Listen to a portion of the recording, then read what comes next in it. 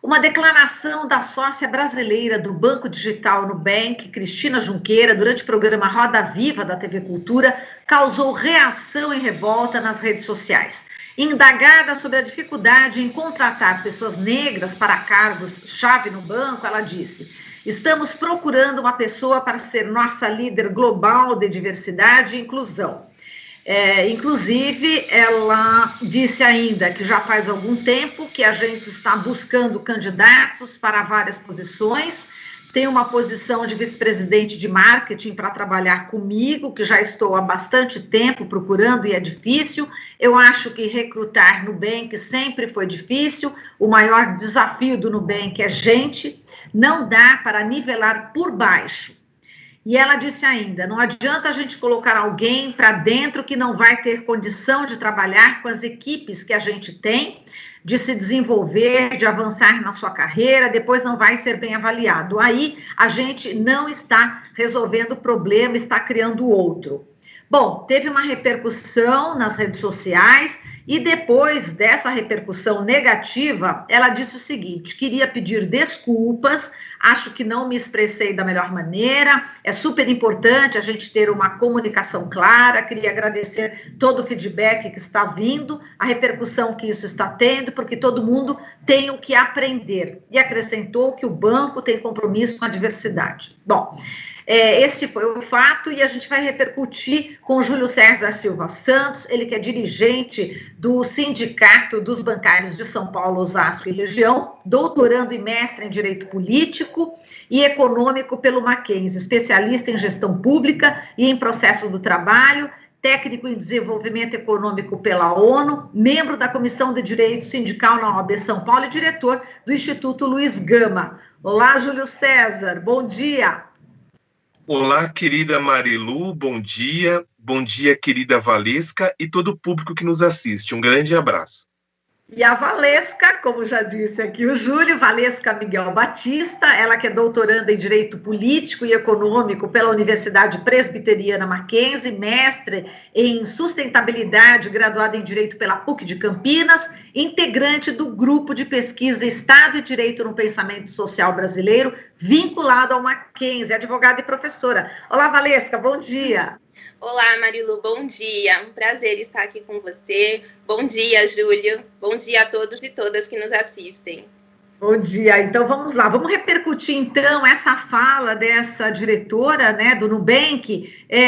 Inicialmente, vou conversar com o Júlio sobre a posição do Sindicato dos Bancários. Qual que foi a posição em relação a essa fala, Júlio? E como é que você está vendo? Querida Marilu, vou falar um pouco da nossa categoria bancária. Hoje nós temos 450 mil trabalhadores bancários em todo o Brasil. Nós temos um recorte da nossa categoria que, felizmente, nós conseguimos o mapa da diversidade, no qual nós conseguimos pressionar a FENABAN, que é a Federação Nacional dos Bancos, para fazerem um raio-x dos bancários no Brasil. E o que nós identificamos, Marilu? O último mapa da diversidade divulgado foi o de 2014, e nós fizemos um agora em 2019, que ainda não houve a publicação. Mas nós temos uma fotografia que a categoria bancária, ela representa hoje 24% de trabalhadores negros. Qual que é o grande drama da nossa categoria, Marilu? Quando nós vamos fazer um recorte nesses 24% de negros, 21 são pessoas que se declaram pardas, que socialmente muitas vezes são vistas como brancas, e apenas 3% das pessoas têm um tom de pele preta, assim como o meu e da Valesca. E desse percentual, apenas 1/3 são compostos de mulheres negras. Então, na categoria bancária, o que nós observamos é que o mercado financeiro não tem empatia com o povo negro. Ou seja, a imagem do negro é vista como uma imagem que não é vendável. Então, visto esse caso, para nós, não é uma novidade, é fruto de um racismo institucional que acontece de forma perene no segmento bancário.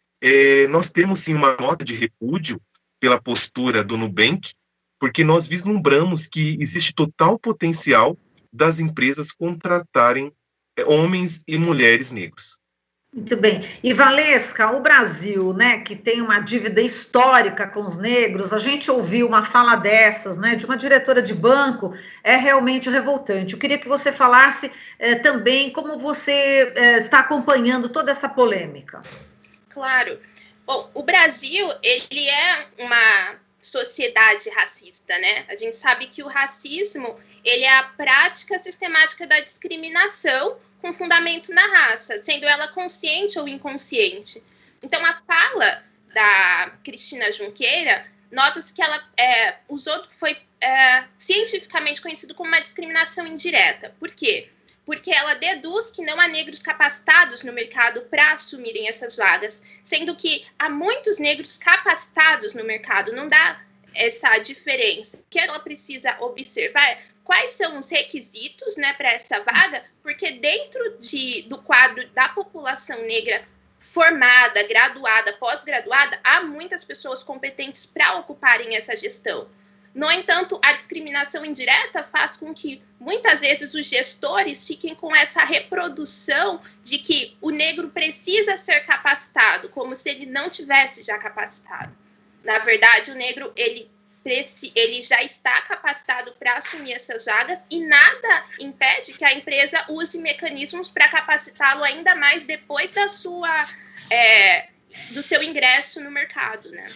Exato. Falando em capacitação, vou colocar aqui uma informação, que eu estava até falando com a cantora Preta Ferreira, e ela até me mandou um Twitter da Monique Evelyn, que inclusive a Monique Evelyn fez um curso de capacitação, inclusive no Nubank. E ela diz o seguinte, a Monique Evelyn no Twitter dela: se Cristina Junqueira e outros líderes do Nubank tivessem ficado para a palestra que eu e mais alguns profissionais negros fizemos na própria Nubank, essa fala poderia não existir. Talvez ela e o time de líderes compreendessem, mas infelizmente ela abriu o evento e saiu. Então, quer dizer, aqui mostra a preocupação, no caso do banco, em fazer cursos desse tipo de capacitação, mas, como diz a Monique, a pessoa citada, né, e aqui foi no Roda Viva, ela só compareceu no início e saiu. Eu queria já começar com você mesma, Valesca, como é que você viu também esse episódio, né, delas estar naquele curso, mas está e não está? Então, é um grave problema, porque não adianta simplesmente buscar a diversidade e não participar da construção. Porque, da mesma forma que foi construída uma estrutura racista, para desconstruí-la, ela precisa ser feita também de forma conjunta. Então, não adianta dar um curso e jogar os negros num espaço para serem capacitados. A pessoa, a gestão, tem que participar junto até para entender os problemas, avaliar as dificuldades, bem como aperfeiçoar a sua forma de gestão para com esse público. Então, nota-se que talvez foi uma desídia, né, uma falta de cuidado de querer a diversidade e se propor a investir o tempo. Porque não é simplesmente quero ser diverso, não. Existe conhecimento, existe busca, exige aperfeiçoamento também de ter um ambiente diversificado. E com certeza isso é necessário do tempo. Concordo que participar desses encontros se torna essencial para todos os gestores. Entendi. E, Júlio, o que você achou também desse comentário, né, da Evelyn, que deu curso lá no Nubank, em Salvador? Então, querida Marilu, é uma prática muito comum nas empresas. Você tem que ter um relatório de sustentabilidade. E nesse relatório tem que constar boas práticas, né?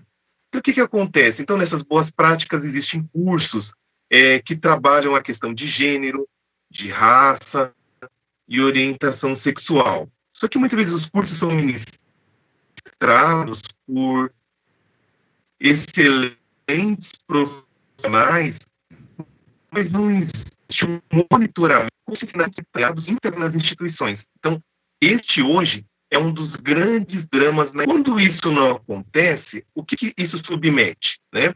Nós continuamos tendo internamente nas corporações práticas discriminatórias, nas quais gestores, muitas vezes, discriminam seus funcionários e, muitas vezes, funcionários discriminam outros funcionários, que é uma prática muito comum. Nós acabamos tendo uma ausência de profissionais negros, porque muitas vezes as políticas de RH não observam a imagem do negro, como muito bem a querida Valesca colocou, como alguém capaz para desenvolver uma atividade que exige um cunho cognitivo desenvolvido. Então, a imagem do negro é sempre uma imagem de para esses profissionais de RH. E nós temos um problema interno também nas empresas, Marilu, que é a mobilidade interna.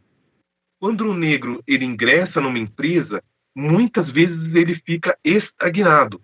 E não é porque ele não tenha capacitação, ele tem capacitação, mas muitas vezes, dentro do próprio processo de gestão, os gestores não promovem este trabalhador. Então, assim, essa fala ela vem carregada de subjetividades que são muito temerárias para o segmento empresarial. Desdobramento disso, Marilu, eu gostaria de falar algo. Nós temos hoje um elevado número de trabalhadores negros extremamente capacitados, mas o mercado de trabalho não absorve. E o que gera hoje um elevado grau de empreendedorismo negro. Por quê? Os negros estão altamente capacitados, o mercado de trabalho não absorve, e eles precisam criar rotas alternativas, que muitas vezes são os seus próprios negócios. Acaba sendo uma saída, né, exatamente encontrada para utilizar exatamente todo o conhecimento. E, Valesca, qual esse grau também de exigência, né, dos empresários, das empresas em admitir, né, as pessoas, elas acabam excluindo os negros? Enfim, tem que falar não sei quantas línguas, tem que ter experiência internacional. Como é que você vê? Então, cada empresa tem os seus requisitos para ingresso, né? Mas quando ele se propõe a ter um ambiente diverso, tem que entender a especificidade do racismo no Brasil. O negro no Brasil, em razão do racismo, ele foi afastado de condições econômicas que proporcionem para a maioria oportunidades de ter acesso a teatro, cultura, viagens. Então, se a empresa quer, por exemplo, contratar para trainee uma pessoa que tenha conhecimento do mundo, conhecimento de vários países, ele tem que entender que a maior parte dos negros não teve ainda a oportunidade de fazer essa viagem de volta ao mundo para compor um currículo com grandes experiências. Mas se ele já preencheu os requisitos, é uma pessoa formada, capacitada, que nem na fala falou, a gente pede o inglês, mas muitos negros já formados já têm o inglês, então isso não é em si uma barreira para ela dizer não tenho porque ele não tem inglês. Mas sempre o problema do racismo indireto é esse, sempre um requisito mais elevado, algo além para que fala, olha, então você ainda não é competente, você precisa de mais esse ponto. E essa é uma forma de discriminar a população negra.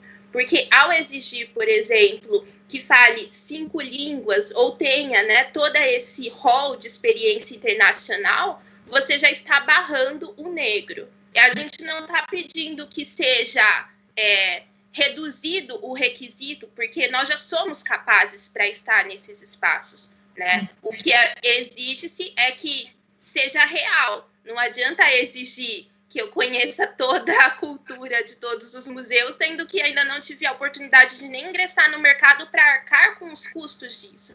E esse é um diferencial, porque a população negra, ela não teve um padrão que permitisse para a maioria, tá? Há casos excepcionais, mas a gente não pode tratar com a exceção, nós temos que tratar com o coletivo, e o coletivo exige que se compreenda que a maioria ainda não teve condição de proporcionar todo esse acesso à cultura, à informação internacional, mas a capacitação para ingressar nesse mercado, seja de tecnologia, de discussões políticas, econômicas, todas essas, há negros muito capacitados, muito em razão dos benefícios das ações afirmativas que foram promovidas no começo do século 21 já, e essas ações afirmativas foram essenciais para isso. Eu posso dizer, eu sou fruto de uma ação afirmativa.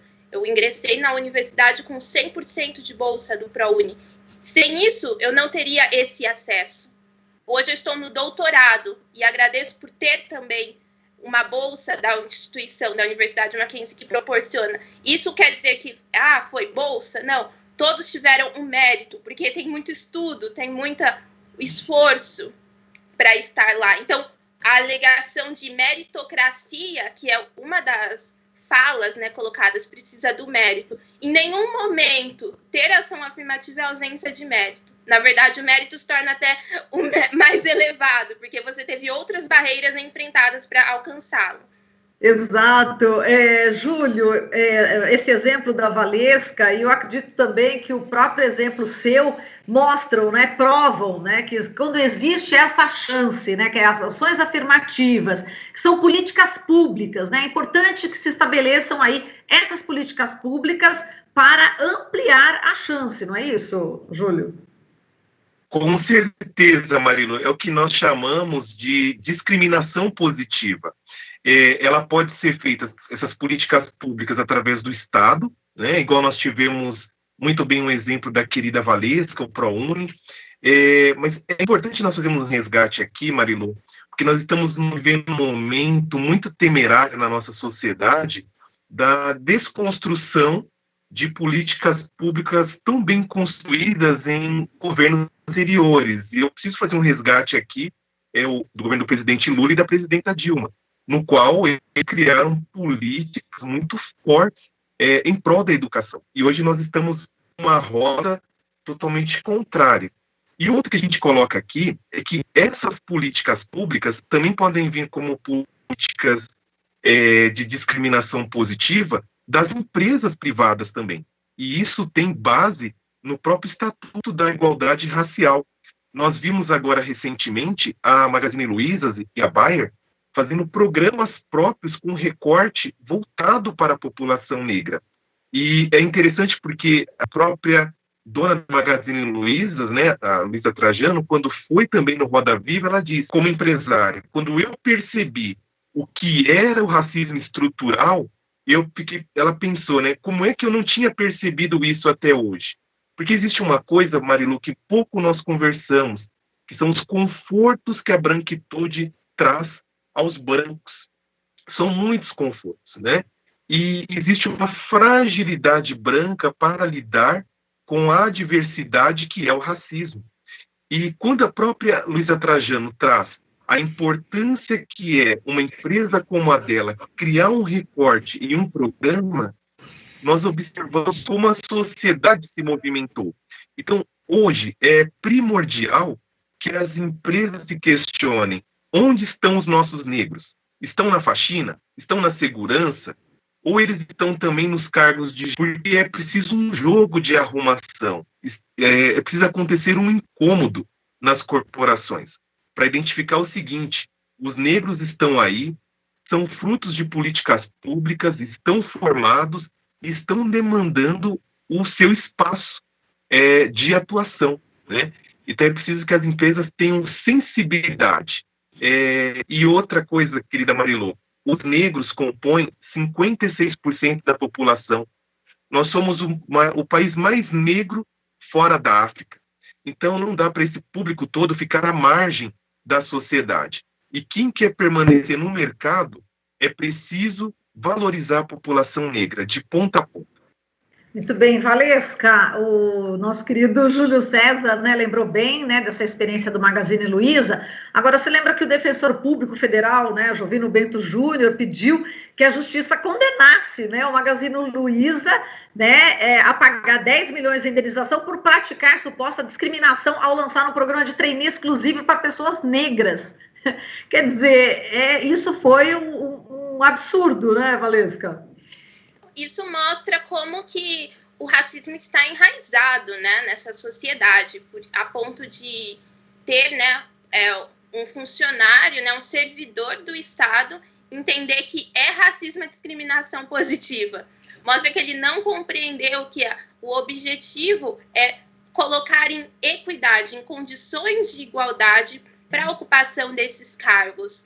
Então, a atitude dele, sim, se mostra racista ao colocar que é racismo a gente buscar a inclusão do negro. No entanto, enquanto só havia brancos, não havia nenhum tipo de discriminação. Então, mostra a percepção totalmente equivocada, totalmente construída de forma cientificamente racista, porque para ele é racista ter negro, uma política que inclua negros. Como o Júlio colocou, se somos 56%, porque a gente somos às vezes menos de 1% nessas camadas de trainees. Isso mostra que é em razão do racismo e precisa ser revertido. Se somos 56% da população, o interessante seria ter 56% de nossa representação nesses espaços, para que a gente mostre que está equilibrado as condições nessa situação. No entanto, não é a realidade. Então, a postura desse defensor foi totalmente equivocada. Ele está querendo dizer como se houvesse a existência de um racismo reverso. Mas até a gente já viu que não existe racismo reverso. O que a gente nota aí é que é reverso porque colocou específico para a população negra ter a inclusão. Mas enquanto estava só a população branca, estava normalizado. Porque é normal, é natural você ver só brancos nesses espaços. E essa é a visão também, né? Quando a gente vê a fala da Cristina Junqueira, ela, no ambiente financeiro, ela vê apenas brancos, né? Toda a situação branca. Então, ela acha que se não há negros, é porque não houve capacitação. No entanto, se você olhar para o lado, você vê muitos capacitados para ingressarem nesse espaço, mas o racismo barra. Bom, gente, eu quero agradecer aqui a participação de vocês, a Valesca Miguel Batista, ela que é doutoranda em Direito Político e Econômico pelo Mackenzie, mestre em Sustentabilidade, graduada em Direito pela PUC de Campinas, integrante do grupo de pesquisa Estado e Direito no Pensamento Social Brasileiro, vinculado ao Mackenzie, advogada e professora. Bom, qualificação para a Valesca não falta, assim como para o Júlio, exatamente, para o Júlio César Silva Santos, dirigente do Sindicato dos Bancários de São Paulo, Osasco e região, doutorando e mestre em Direito Político e Econômico pelo Mackenzie, especialista em Gestão Pública e em Processo do Trabalho, técnico em Desenvolvimento Econômico pela ONU, membro da Comissão de Direito Sindical na OAB São Paulo e diretor do Instituto Luiz Gama. É outro aqui que dá um show também de currículo. Júlia e Valesca, foi um prazer enorme falar com vocês. Muitíssimo obrigada e até uma próxima ocasião. Um beijo. Muito obrigada, Marilu. Beijo, obrigada, Júlio. Obrigada a todos. Um prazer. Unidade. Igualmente. Até mais. Você está ouvindo Jornal Brasil Atual. As notícias que os outros não dão.